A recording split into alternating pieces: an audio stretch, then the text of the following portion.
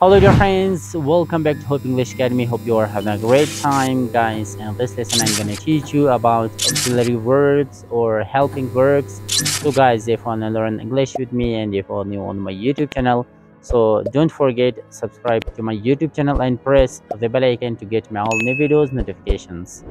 سلامونه نیکی هیله احترامات مو منئ ملګرو، هیله ده چې روغ جوړ د صحت او عافیت جمعې به مو پر تن اوسیږي. ملګرو راځو نن موږ تاسو په نوي درس کې د اګزلري وربس په اړه باندې خبرې کوو. اګزلري وربس یا هیلپینګ وربس څه ته ویل کېږي، تعریف یې څه دی او مثالونه یې څه دي، په جملو کې څه رول لوبوي. راځئ د دې په هکله باندې خبرې کوو. نو ملګرو که چېرته غواړئ چې زموږ سره انګلیسي ژبه زده کړئ، زموږ یوټیوب چینل درسره سبسکرایب کړئ تر څو پرې زموږ له نویو ویډیوګانو څخه خبر شئ. یو ځل مو بیا سلامونه قبول کړئ ملګرو. هیله ده چې روغ رمټ پوره انرژي به یاست او هیله ده چې دغه ویډیو زموږ سره تر اخره پورې وګورئ. راځو ملګرو موږ تاسو اګزلري وربس یا هیلپینګ وربس موږ تاسو په انګلیسي کې لرو. صحیح شو؟ دا چې دغه وربس یا افعال کومکي چې موږ تاسو ورته وایو دا څه شی دي. نو راځو موږ تاسو یې اول تعریف ته بیا مثالونو ته راځو او بیا لږ غوندې وضاحت ورباندې ورکوو. ملګرو ځینې کسان داسې میسیجونه کوي چې که کېدلی شي موږ ته په وټساپ کې هم لږ غوندې معلومات راکوئ. په دغه ویډیو باندې زموږ دومره سر نه خلاصېږي نه ورباندې پوهېږو. ملګرو مشکل دا وي چې تاسو دا ویډیو په دقت سره نه ګورئ. صحیح شو؟ مطلب سرسره کې وګورئ بیا مو سر نه ورباندې خلاصېږي. نو کوشش کوئ چې په دقت سره وګورئ، بیا به مو په هر څه باندې سر خلاص شي، ضرورت به وټساپ او نور شیان ته نه وي. خواته موږ تاسو ملګرو راګرځو. په عنوان کې موږ تاسو لرو اګزلري وربس یا هیلپینګ وربس.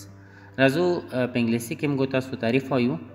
Definition: auxiliary verbs are those which are used with main verbs to support the meaning of the main verbs and to help main verbs to change their forms.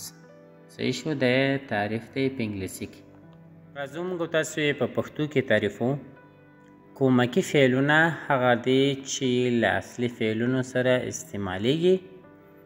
د اصلي فعلونو معنا حمایه یا تقویه کوي او له اصلي فعلونو سره کومک کوي چې د هغوی بڼو ته تغییر ورکړي. د بڼو په معنا خو پوهېږي، مطلب حالت ته تغییر ورکړي. صحیح شو؟ بڼه دا مطلب لکه موږ تاسو اوس یو کار کوو، تیر وخت کې مو څه کار کولو، راتلونکي کې څه کار کوو. صحیح شو؟ دا درې بڼې شولې. صحیح شو؟ راځو ملګرو موږ تاسو دوهم تعریف کې هم وایو دغه هیلپینګ وربس. دوهم تعریف یا زیاته تشریح دا مطلب نه چې خدای نخواسته موږ غواړو چې تاسو وخت در ضایع کړو. یوازې مو هدف دا دی چې تاسو وکولی سئ څه زده کړه وکړئ او په صحیح ډول باندې مو سر ورباندې خلاص سي. صحیح شو؟ راځو دوهم تعریف ته. Or auxiliary verbs are those which doesn't have particular meaning and is used for making changes in a sentence. صحیح شو؟ ګوره دلته موږ تاسو په تعریف کې وایو چې auxiliary verbs یا کومکي فعلونه هغه دي چې مشخص معنا نه لري.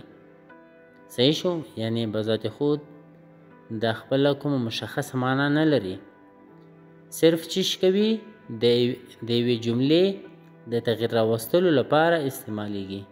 چې په یوه جمله کې موږ تاسو غواړو چې تغییر راولو نو بیا به چیش کوو، موږ تاسو له هیلپینګ ورب څخه استفاده کوو. نو ملګرو موږ تاسو په دې باندې خبره کوو چې دغه کوم لفظونه دي چې دې ته هیلپینګ وربس ویل کېږي. مطلب په جملو کې که موږ تاسو ووینو هغه ته څنګه ویلی شو، کوم الفاظ ته ویلی شو چې دا پکې هیلپینګ وربس دي. صحیح شو؟ راځو موږ تاسو examples is, am, are, was, be, can, should, shall, have, been, had, is, will, etc. صحیح شو؟ دا ټول څه شي دي؟ هیلپینګ وربس دي، افعال کومکي چې موږ تاسو ورته وایو. دا په هره جمله کې چې راسي دا څه شي کوي؟ دا یو د جملې حالت ته تغییر ورکوي. صحیح شو؟ او له مین وربس چې موږ تاسو ورته وایو اصلي فعلونو سره، اصلي فعل اوس څه شي دی؟ واکینګ دی، سپیکینګ دی، رایټینګ دی، هر هغه شی دی چې موږ تاسو یې کوو. صحیح شو؟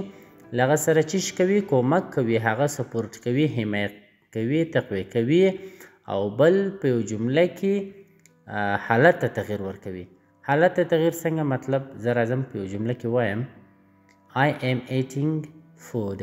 دا یم ډوډۍ خورم یا زه دغه دی لګیا یم چې ډوډۍ خورم. صحیح شو.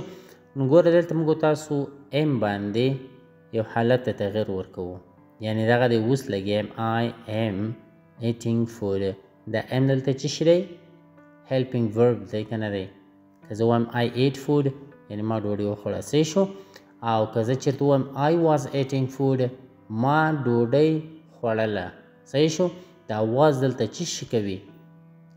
نور هغه جمله ده. was صرف دلته فعل کومکی دی چې یوې جملې ته تغیر ورکړلو، د یوې جملې حالت ته تغیر ورکړلو. صحیح شو. نو دغه په هر ځای کې چې راغللو د یوې جملې ته صرف تغیر ورکوي، سپورټ کوي مین ورب او کمک ورکوي و مین ورب ته تقویه کوي. صحیح شو. همدغومره دی، نور هیڅ شی نشته دی پکې. او په راتلونکي به انشاءالله موږ تاسو د دغه هیلپینګ وربس کاینډس وایو چې په څو برخو باندې دي. په مکمل معلوماتو به انشاءالله زه ستاسو سره در خلاصوم. نو که چېرته زموږ پر یوټیوب چینل باندې نوي یاست، زموږ یوټیوب چینل در سره سبسکرایب کړئ تر څو پورې زموږ له نوي ویډیوګانو څخه خبر شئ. او تر راتلونکو ویډیوګانو مو پر سپېڅلي رب سپارم. ښه وخت، ښې شېبې. الله مو حافظ و ناصر شه.